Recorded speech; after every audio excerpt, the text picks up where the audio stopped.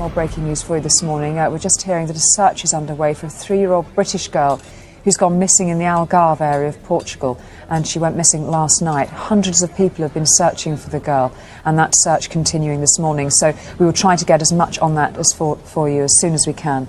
That missing girl in Lutz, and we will bring it to you as soon as we get further detail. Let's just bring you some more detail on the breaking news that we brought you a short while ago. A 3-year-old British girl has gone missing while on a family holiday in Portugal. It's been confirmed by the Foreign Office. Some more detail on this for you now. The Portuguese police are investigating the disappearance from a holiday complex in Praia da Lutz in the western Algarve. I think we've got a map we can show you there. The Foreign Office spokesman has said that he understood the girl's parents had gone to have dinner once their children were asleep last night, but returned to check on them only to find that the little girl had gone missing. And they reported the little girl's disappearance straight away, and they are being given consular assistance in Portugal, but no word on to where this little girl has gone. It began like any other evening on the southern coast of Portugal. The sun dipped behind the hills of Praia da Luz, casting a soft orange glow over the cobblestone streets and whitewashed walls. Tourists strolled lazily, families gathered for dinner, and a seaside breeze whispered through the palm-lined avenues. Inside apartment 5A of the Ocean Club Resort, 3 young children slept under the soft hum of a ceiling fan. Their parents, Kate and Jerry McCann, were just 50 meters away, having dinner with friends, as they had every night that week. It was a scene so ordinary, so familiar, that no one could have predicted what was about to happen. At 10 p.m. on May 3, 2007, Kate walked back to check on the kids. She pushed open the door to their ground-floor holiday flat, expecting to find her 3-year-old daughter asleep in her bed, cuddling her favorite pink toy. But the bed was empty. The toy was there, the window was open, and Madeleine was gone. What followed became one of the most haunting child disappearance cases in modern history. A case that spanned continents, dominated headlines for over a decade, destroyed reputations, and turned an ordinary British family into the reluctant face of international tragedy. But this isn't just a story about a missing child. It's a story about failure, about media obsession, about the thin line between hope and delusion, about a world desperate for answers, and the terrifying possibility that there may be none. This is the story of Madeleine McCann, and it begins in silence. I step back in time, 4 days before everything unraveled, and walk you through a scene that once looked idyllic, almost painfully ordinary. Kate and Jerry McCann arrived in Praia da Luz on a breezy Saturday afternoon, their 3 children dozing in the back seat of a hired Renault Scenic. The resort they'd chosen, the Ocean Club, was perfect on paper. Self-catering apartments clustered around a communal pool, tennis courts, 3 on-site creches, and a tapas restaurant so close you could hear clinking glasses from your patio. It was, as travel brochures like to brag, Little Britain by the sea. They weren't alone. 4 other British couples, friends from medical school, had booked the same week. In total, 9 adults, 8 children, 1 simple plan. Days would be child-centered. Breakfast as a group, a sprint to the kids' club, maybe a swim.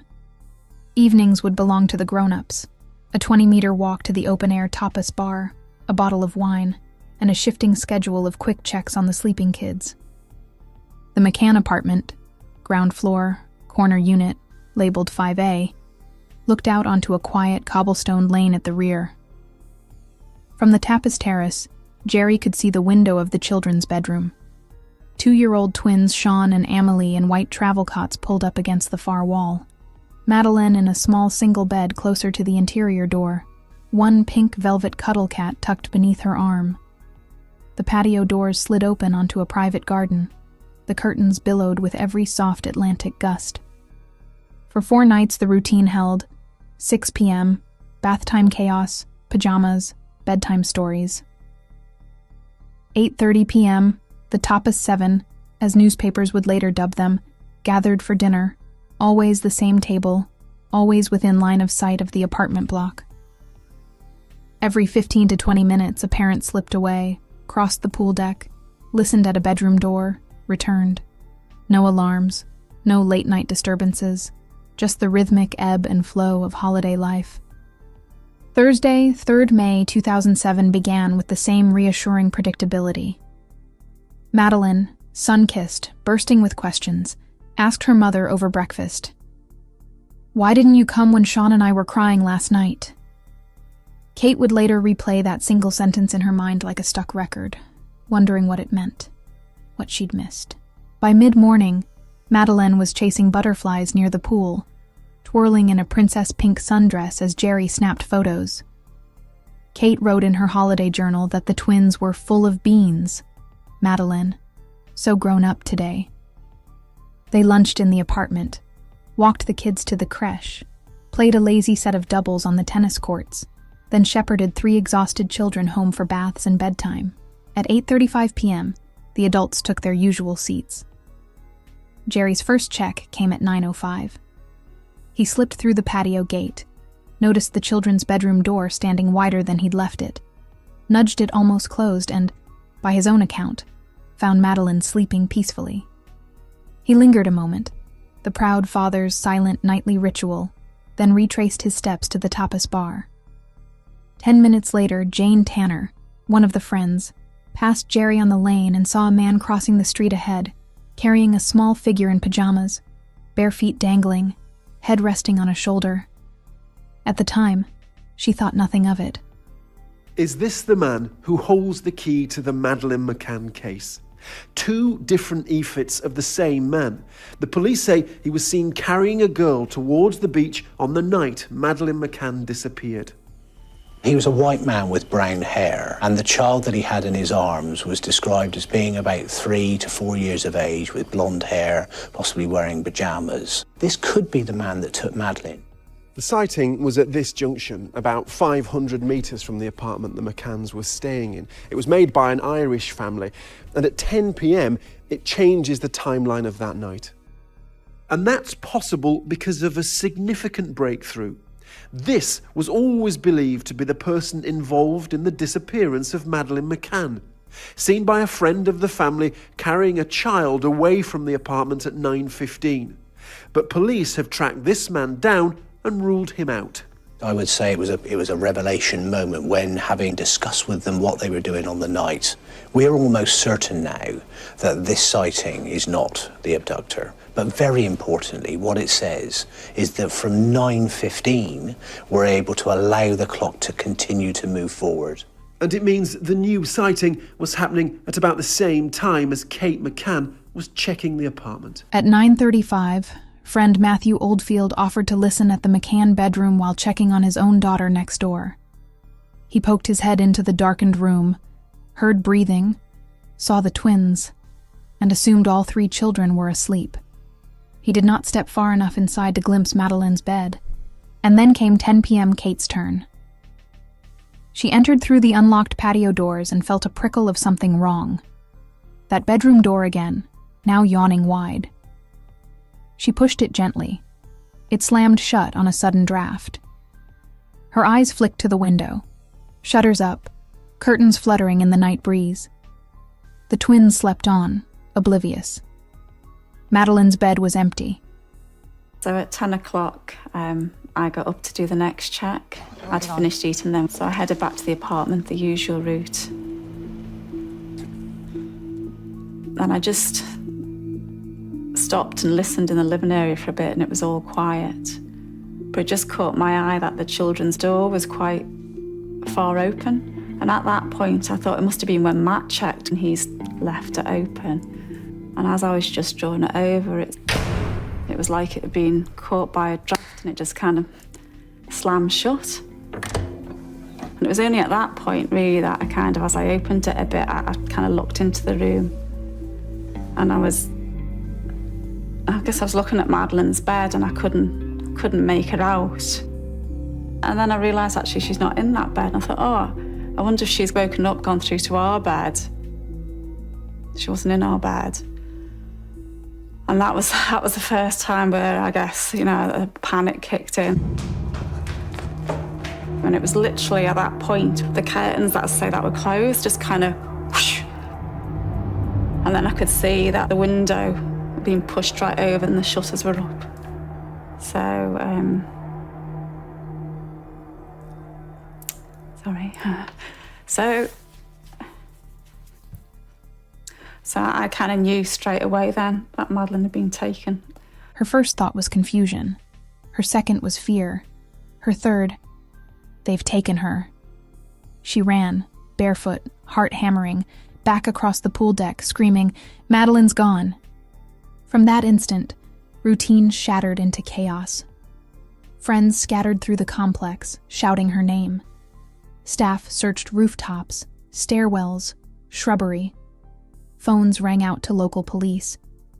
Within an hour, word had reached British consular officials. Yet by dawn the next day, no one had found a trace of a 3-year-old girl who seemed to have vanished between 2 routine bed checks. Holiday normalcy was over. A global mystery had begun. When Kate McCann ran back to the restaurant shouting, "They've taken her," the atmosphere shifted in an instant. The evening air, once filled with idle conversation and clinking glasses, snapped into a state of panic. Within moments, every adult at the table was on their feet, racing toward apartment 5A. Inside, the scene was as still as it was terrifying. The twins, Sean and Amelie, were still asleep in their cots, undisturbed. The bed where Madeleine had been sleeping just an hour earlier was empty. Her soft toy cat still sitting there. The window, which had been closed and shuttered earlier in the day, was now wide open. The shutters were raised. The curtains blew inward, moved by a breeze that had not been invited in. No one saw anyone come. No one heard anything. The McCanns and their friends spread out across the resort, calling her name, searching bushes, checking stairwells, knocking on doors. Some staff joined in. So did a few guests. But no one raised the alarm to police until 10:41 p.m., nearly 40 minutes after Kate discovered Madeleine missing. This is a resort that offers childcare facilities, babysitting facilities. Why then were the 3 young children left alone in the apartment while you were having a meal?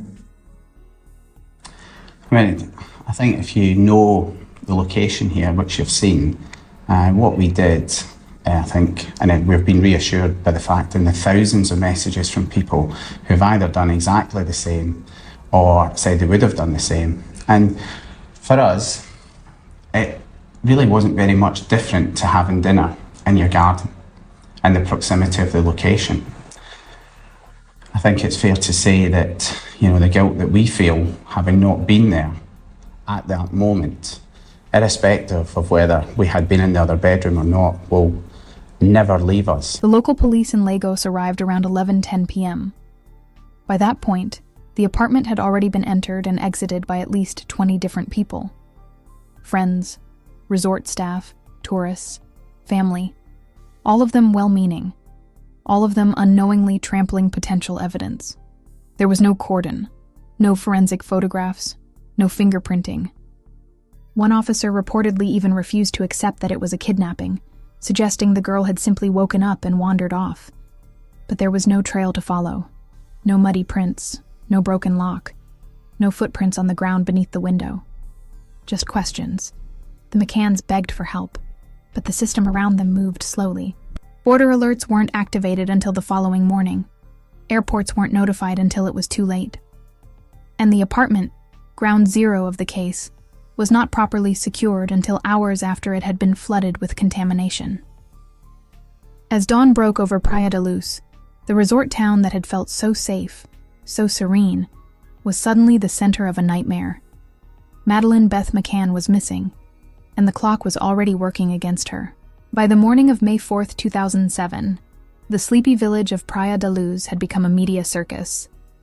Word of a missing British child, taken from her bed while her parents dined just meters away, spread like wildfire.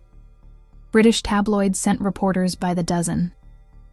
International outlets picked up the story, and the small Portuguese resort that once prided itself on anonymity was now a headline. TV vans clogged the narrow streets. Cameras rolled outside apartment 5A. Journalists chased any movement near the Ocean Club. And in the center of it all, Kate, and Jerry McCann. In the hours after Madeleine's disappearance, the McCanns were grief-stricken. Photos show Kate clutching Madeleine's favorite pink stuffed cat. Jerry stared into space, eyes hollowed by exhaustion and disbelief. The couple gave short statements, pleading for anyone who might have seen something to come forward. Flyers were printed. Posters were hung across Portugal. The British consulate stepped in. Words cannot describe the anguish and despair that we are feeling as the parents of our beautiful daughter Madeleine. We request that anyone who may have any information related to Madeleine's disappearance, no matter how trivial, contact the Portuguese police and help us get her back safely. Please, if you have Madeleine, let her come home to her mummy, daddy, brother and sister. But behind the scenes, cracks were already beginning to show. The Portuguese police, known as the PJ, Polícia Judiciária, were under intense pressure. With no immediate leads and a high-profile international case on their hands, they scrambled. Initial searches turned up nothing. No signs of forced entry, no ransom note, no suspects, only an open window and an empty bed. And that, at least to some investigators, raised uncomfortable questions. Why would a kidnapper choose that apartment? Why would they enter a room with 3 sleeping children and take only one? Why was there no noise, no sign of struggle? And why had the McCanns left their children alone? As these questions mounted, a second wave of suspicion began to form, one that would come to define the case for years. The media, once sympathetic, turned sharper. Tabloids dissected every detail of the parents' behavior. Why was Kate so quiet? Why did Jerry seem composed on television? Why had they hired a PR firm so quickly? The McCanns, in their effort to keep the case in the spotlight, found themselves at the center of it. Their every movement was analyzed. Their parenting choices were questioned. Conspiracy theories bloomed. Meanwhile, police investigators began to formulate theories of their own. By August 2007, just 3 months after Madeleine vanished, Portuguese authorities began to suspect that Madeleine might not have been abducted at all. Instead, they proposed a chilling alternative, that she had died in the apartment, and the parents had covered it up. The theory was based on limited evidence, some of it speculative. Special cadaver dogs brought from the UK signaled the scent of human decomposition near Kate's clothing, and in the boot of a rental car the McCanns had hired weeks after the disappearance. Partial DNA samples were found, but none could conclusively link the McCanns to foul play. Still, the suspicion stuck. On September 7, 2007, both Kate and Jerry were officially declared arguidos, formal suspects under Portuguese law. The news sent shockwaves through the world. How could the grieving parents suddenly become the prime suspects? In the UK, the reaction was divided. Some defended the McCanns vehemently, others believed the worst. Online forums swirled with accusation and speculation. Through it all, Kate and Jerry maintained their innocence. They insisted Madeleine had been taken, that they had done nothing wrong, and that every day spent under suspicion was one less day focused on finding their daughter.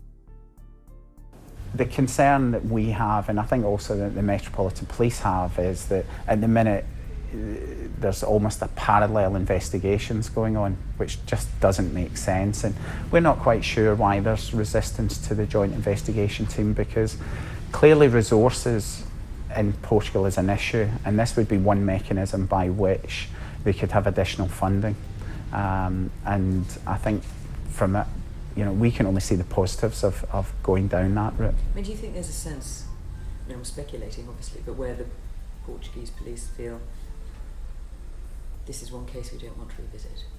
There was so much publicity around it, and not all favourable publicity, certainly here, to the Portuguese police. I think we had those concerns, but actually, if you speak to Andy Redwood and his team, he's senior investigating officer from the Met, he's saying, the people he's working with in Portugal do want to solve this. I think as a parent though, I find the slowness of action in Portugal really hard to take. I find it quite distressing because even though we're 7 years down the line, waiting weeks or months, particularly for letters of request to be processed basically, and to feed down the chain and then to come back again, and maybe they have to go back again because it wasn't quite what was asked or whatever.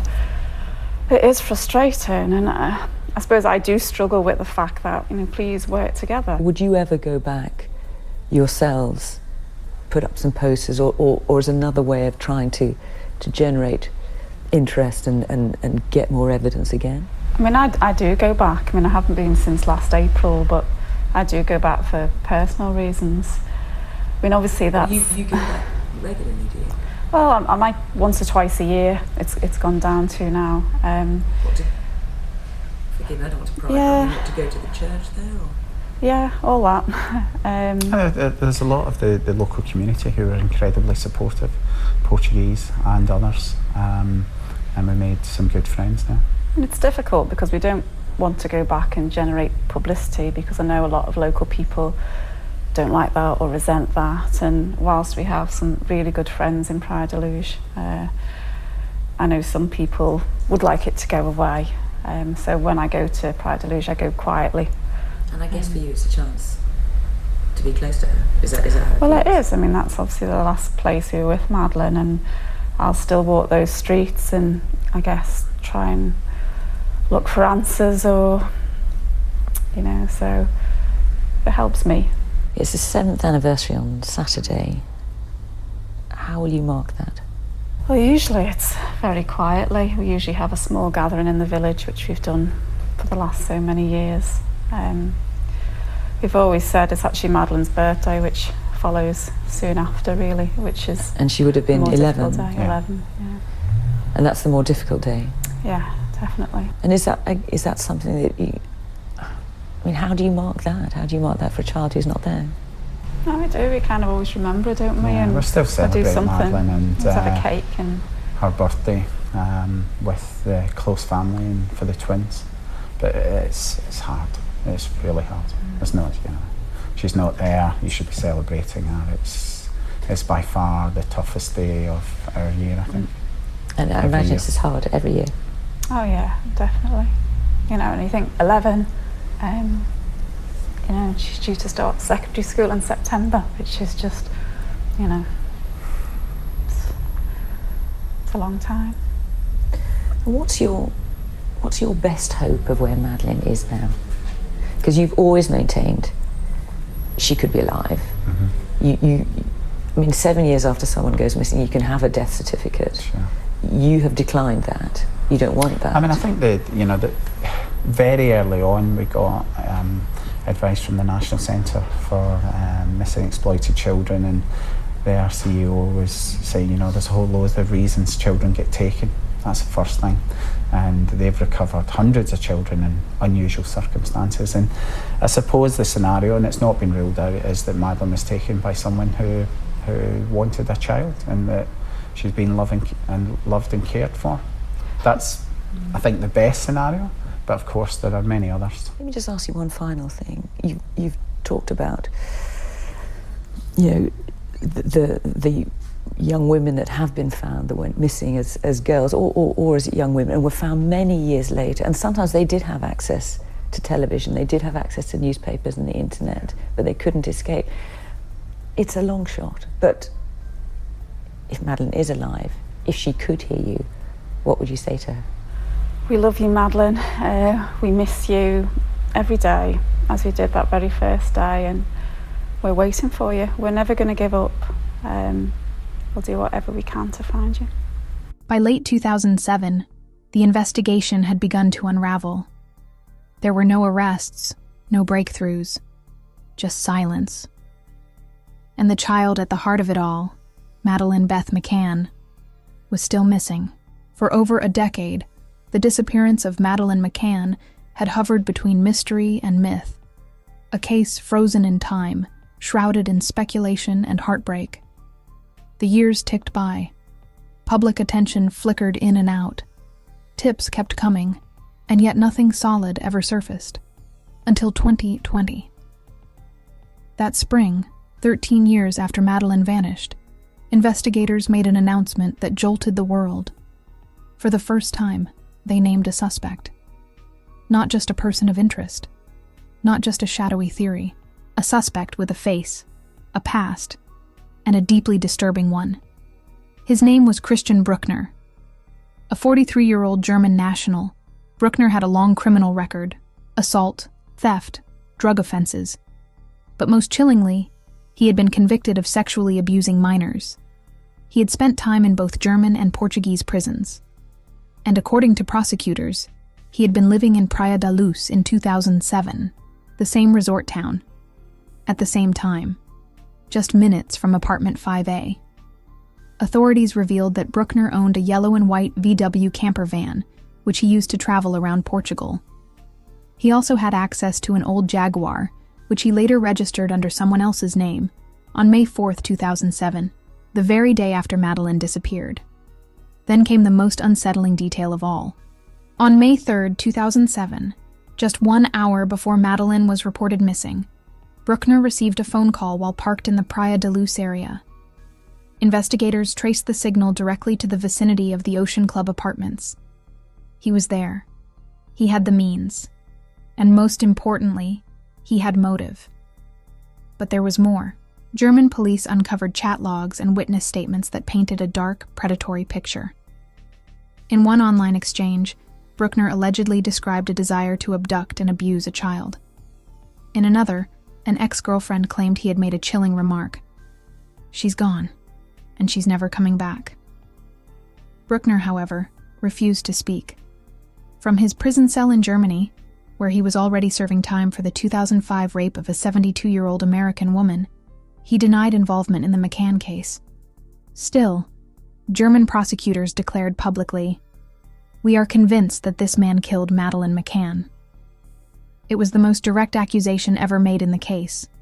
And yet, no body, no forensic evidence, no confession, just a trail of implication, circumstantial timing, and a history of horror.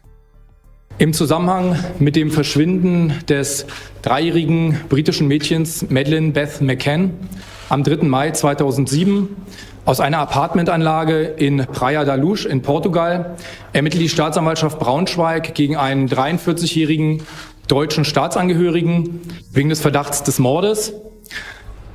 Daraus können Sie entnehmen, dass wir davon ausgehen, dass das Mädchen tot ist. Bei den Beschuldigten handelt es sich um einen mehrfach vorbestraften Sexualstraftäter, der unter anderem auch wegen sexuellen Missbrauchs von Kindern bereits verurteilt wurde.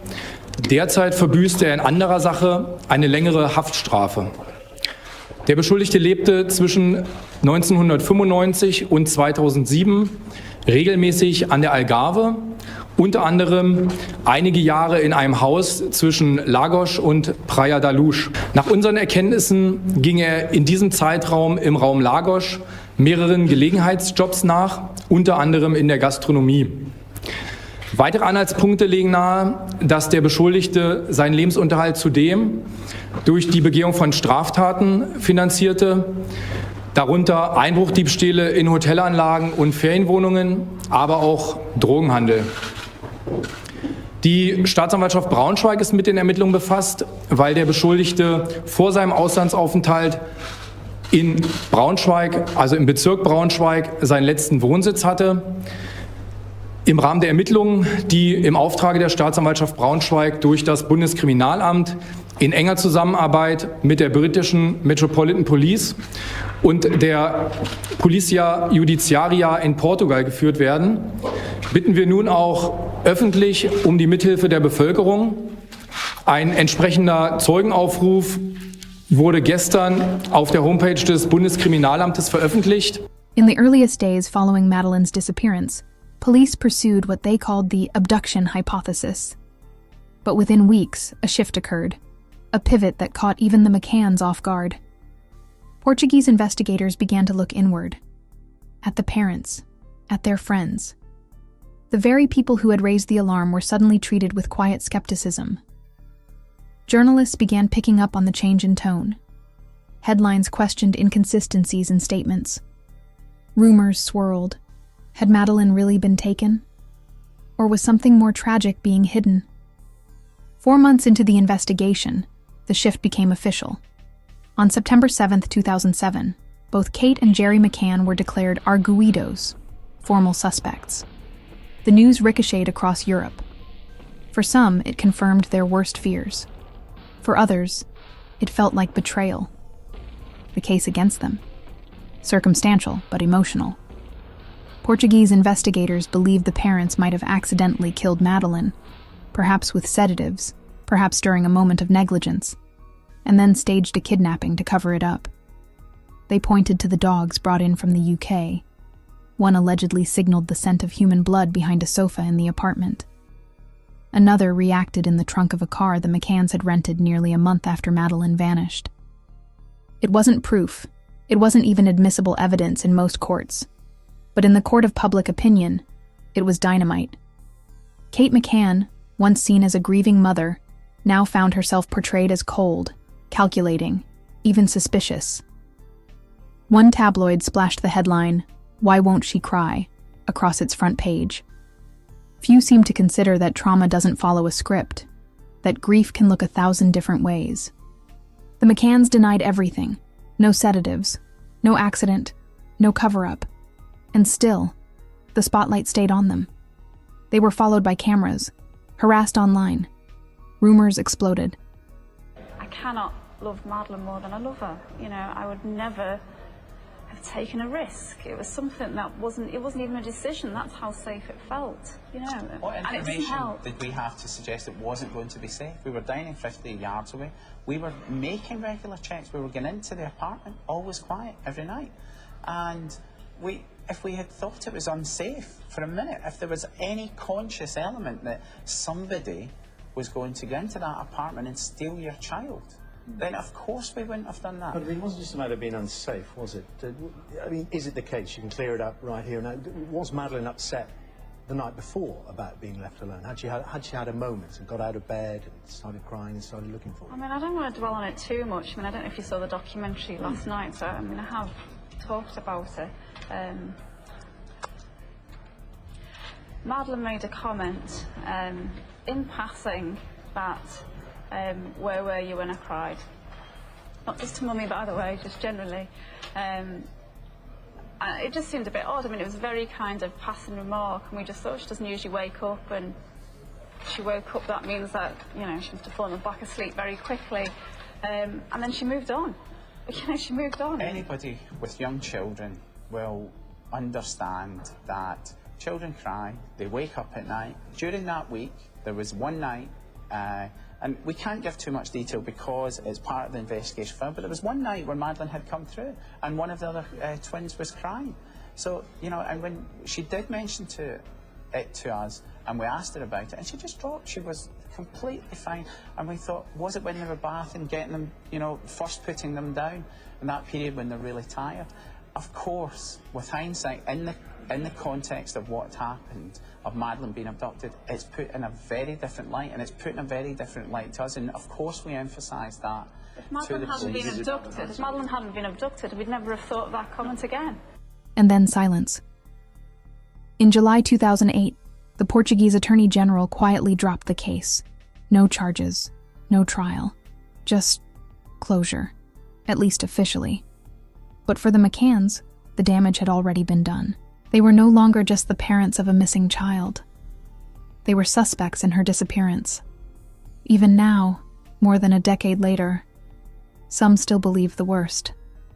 Others insist they were scapegoats, easy targets in a failing investigation.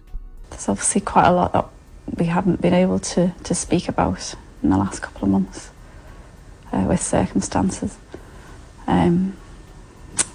If I'm honest, I've been a little bit disheartened, disillusioned with the media coverage. And I think now, I mean, you mentioned it's 6 months, and it's a long time to be without Madeleine. And we believe she's out there. And we just want to appeal again, once more, to the people of Spain, Portugal, North Africa, to help us really. And that's why we've got a new central phone number that people can ring. I do, maybe even more so. I strongly believe that Madeleine is out there. I think she's probably in someone's house. I don't know why. And I suppose it's a feeling, but I feel, as Madeleine's mummy, I feel in my heart really that she's there, and I don't believe Madeleine has been taken away from us permanently. I don't believe that. I don't feel it. But, you know, the same way that we will be eliminated, they will as well. No doubt in my mind about that. We are much more optimistic about what Mr. Ribeiro, the National Director, and Mr. Rebello are saying, that all lines of inquiry are open. And we know, because of we know we are innocent, we know that she was taken. The way I understand it is, the arguido status is to defend your own rights. So if the police want to ask questions, difficult questions, they have to make you arguido. So that in itself isn't a problem. We've not been charged with anything. The investigation continues and we will be eliminated. And the key thing is, Madeleine is out there. And everyone... And as traumatic as it's been, it's secondary. It really is secondary. I'll take anything that's thrown at me, but number one is getting my daughter back, without doubt. But through it all, Kate and Jerry never stopped searching. As summer turned into autumn 2007, the case of Madeleine McCann had become a global obsession, a story too gripping to fade, yet too fractured to understand. The ocean breeze carried whispers of conspiracy. Headlines screamed, photos circulated, and the world watched closely as every move by Kate and Jerry McCann was analyzed, debated, and judged. Kate McCann became a central figure in this storm. Gone were the days when she was just a grieving mother. Now, cameras followed her from coast to coast. Tabloids argued whether she was cold or calculating. One front-page tabloid famously demanded, "Why didn't she cry?" But those who truly understand grief know there is no single way to react. The trauma of losing a child doesn't fit a scenario written for television. Kate's silence, her composure, they were human, not robotic. And yet, the paparazzi saw them as anomalies, as proof of something darker. In a bid to shift public opinion, the McCanns, through their lawyers, retained a professional PR firm. Press releases followed press releases, pleas for help, details of sightings, appeals in multiple languages. They granted interviews. They pleaded on primetime TV. The tense relationship between PR and investigation became evident. Portuguese police bristled. They claimed the relentless media coverage was hindering their work. In September 2007, some PJ officials accused British media of sensationalism, suggesting that the use of PR had complicated forensics and constrained their freedom to probe. Remember, this was 2007. Facebook was still new, Twitter was embryonic, but online forums thrived, message boards where travelers shared rumors, conspiracy sites that wove detailed theories, people tracing movements, comparing weather patterns, genetic markers, even pointing to holiday home rentals. One user wrote, "I saw a camper van like that. Someone said they parked it by the tennis courts." Another wrote, "They must be hiding something." These voices echoed through Reddit predecessors and early chat rooms, a chilling reminder.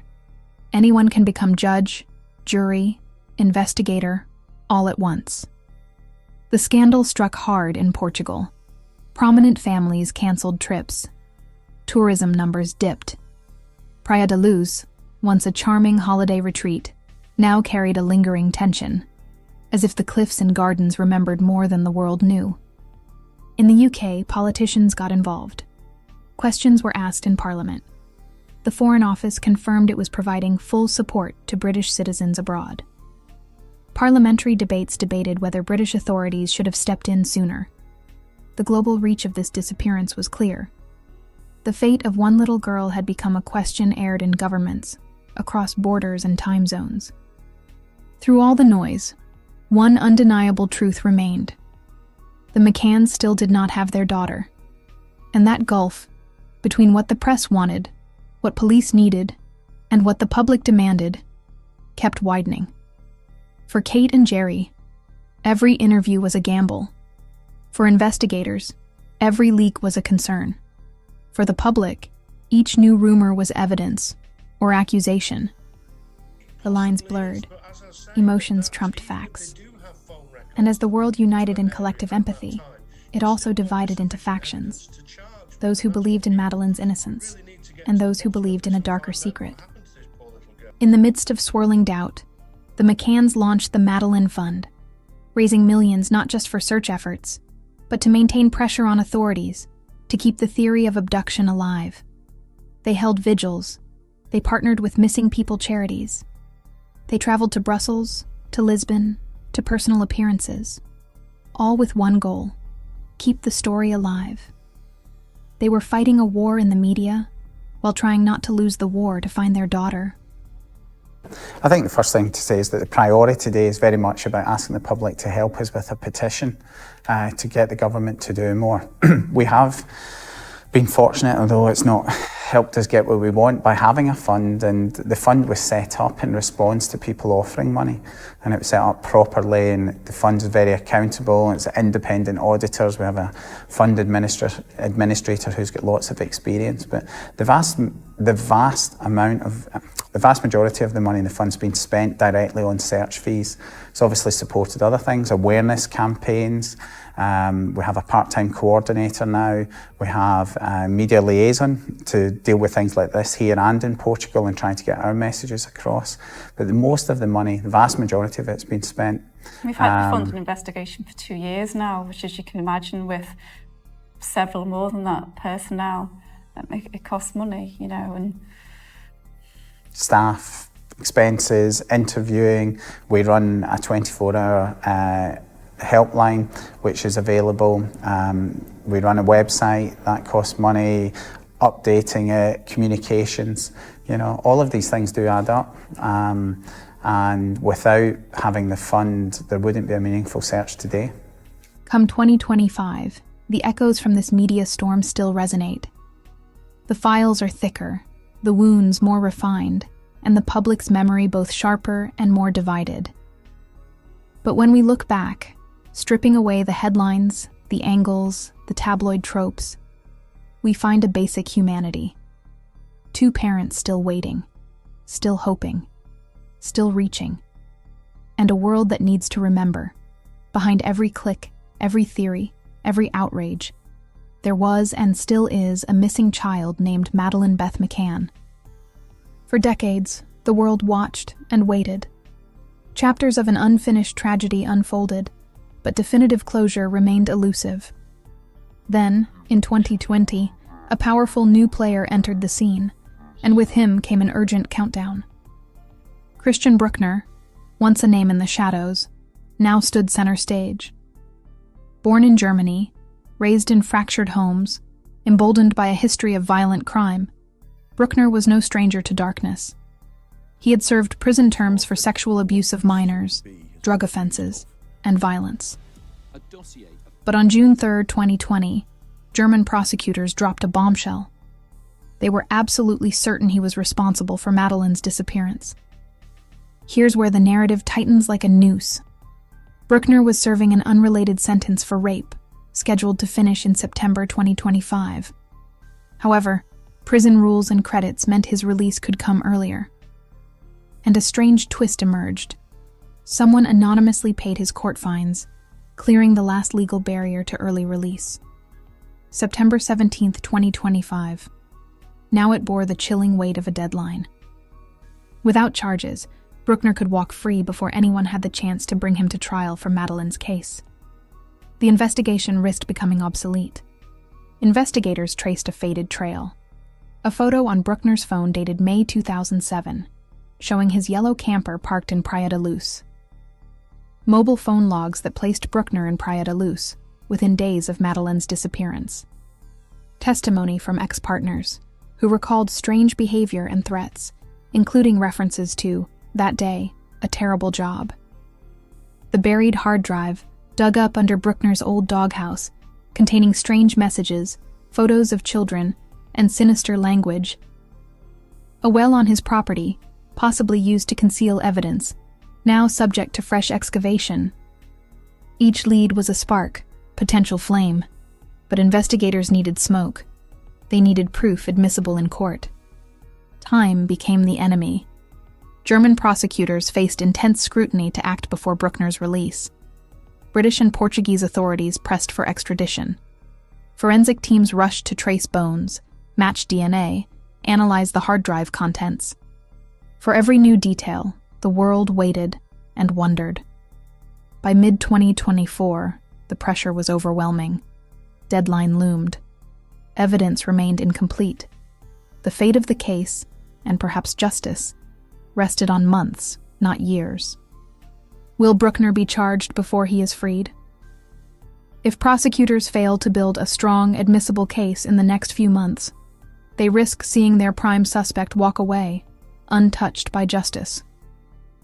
If they succeed, Bruckner may face trial not only for rape, but also for murder. Every discovery in the field, every file on the hard drive, every witness recollection, and every day adds gravity to this crucial time period. Let this be clear. This is not speculation. This is a moment where fate and accountability collide. 3 decades of waiting. One suspect. One final countdown. Tick, tick, tick. For the investigators, the case was about evidence, timelines, and suspects. But for Kate and Jerry, it was always about one thing: Madeleine. Not theories, not statistics. Their daughter, missing, still missed. And so, even as courts deliberated and headlines faded, a candle stayed lit. The years passed, and the world moved on. But for Kate and Jerry McCann, time became a circle, one that always led back to May 3rd, 2007. Every birthday, every holiday, every family photo missing one small, unmistakable face. Reminders not just of absence, but of unfinished love. Kate continued to buy gifts for Madeleine. Tiny things at first: a bracelet, a book, a favorite snack. But as the years ticked on, the gifts changed too. A pair of shoes for a teenager, a necklace, a card that simply said, "We love you, we always have, we always will." Even as life demanded they carry on, for the twins, for themselves, the question never left. Where was she? What really happened in those minutes when no one was looking? There were moments when hope burned brighter than fear. Moments when a phone call came, a new sighting reported, a tip submitted. It could be her. It had to be her. A girl seen in Morocco, in Germany, in Australia, blurry photos, mismatched eye colors. All of them, eventually. Not her. She had this pretty face and long blonde hair, and on the side to the shoulders, green eyes, and she had a little, sad look in her face. She responded to this man and said, with the accent then, "Can we see mommy now?" And then she came in like this. Down the aisle me. there. Yeah. Anna Stamm says a little girl appeared in her party shop with an unknown couple. She didn't know Madeleine had disappeared. And I wanted to give her a balloon, but she didn't want that. She only wants her mommy, she said. And she said that these people took her from her mommy. Did she say anything else to you? Yeah, I thought she said at that time that they took me from my holiday. I asked her name, and I thought at first she said her name was Maggie. So I said, "Oh, Maggie, that's a nice name." And then she said, "No, it's not Maggie, it's Maddie." Still, every year on May 12th, Kate would light a candle and whisper her daughter's name. Not to grieve, but to remind the world she was still missing. Not gone, not forgotten. The McCanns kept the bedroom just as it had been, pink and soft. A photo of Madeleine at age 3 still framed beside her bed. And even though the world around them aged, they refused to picture her as anything else. In their hearts, She would always be that curious, bright-eyed girl in her pajamas, holding her cuddle cat. But the contrast was hard, because by 2024, that little girl, had she survived, would be a young woman. She would be 21. And in another life, she'd be finishing university, starting a career, falling in love. But in this life, there were no answers, only an unfinished story. And though many said it was time to let go, to stop chasing shadows, the McCanns never agreed. Because how do you stop searching for your child? You don't. Instead, you hold on to the flame and hope the dark will blink first. Years have passed, faces have aged, leads have faded, but the name Madeleine McCann still echoes through headlines, forums, search engines, and hearts. Every time a child goes missing, her story resurfaces. Every time a cold case reopens, so does hers. Because hers is not just a case, it's a symbol of pain, of failure, of endurance.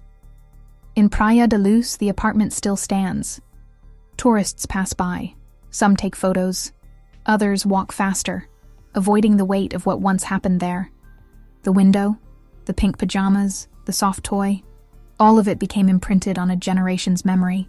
But it's not just physical places that carry Madeleine's story. It's digital, eternal. Her face became one of the most recognized in the world, rendered in age progression, on posters, in databases, on airport walls, from 3 years old to what she might look like at 21. The child frozen in time, aged only by software and sorrow. And still, her parents wait. Kate and Jerry McCann never stopped hoping. Not through the whispers, not through the accusations, not through the crushing weight of silence. They still speak of her in the present tense. They still light candles on her birthday. They still buy her gifts. Just in case. In a 2023 interview, Kate said, "There is no evidence that Madeleine has been harmed. That's why we still have hope. And hope is what keeps us going." Over 17 years later, Madeleine's name continues to raise uncomfortable questions about child safety, law enforcement cooperation, media ethics, and justice. About how a child can disappear in a resort filled with people and never be found, and about how a world can move on. But some hearts never do. So what are we left with? A story unfinished, a timeline interrupted, and a little girl still missing. But this isn't just about loss. It's about persistence. Because as long as her name is spoken, her face remembered, her story told, she is not gone. We don't know what happened to Madeleine McCann. But we know she mattered. She still does. If you've watched this far, thank you. Because attention saves lives. Awareness creates pressure. And stories like Madeleine's deserve not just to be archived, but carried. Some cases are never truly cold. Some candles never go out. And some names, no matter how small, can echo for lifetimes. Madeleine.